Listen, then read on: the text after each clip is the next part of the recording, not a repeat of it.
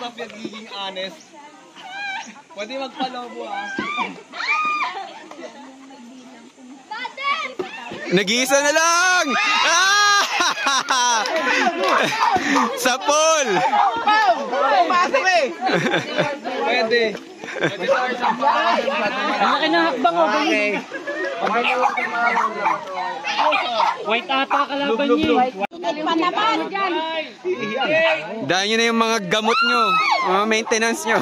Oh, hindi pa pala ko nakainom. Dapat walang malakas. Oh!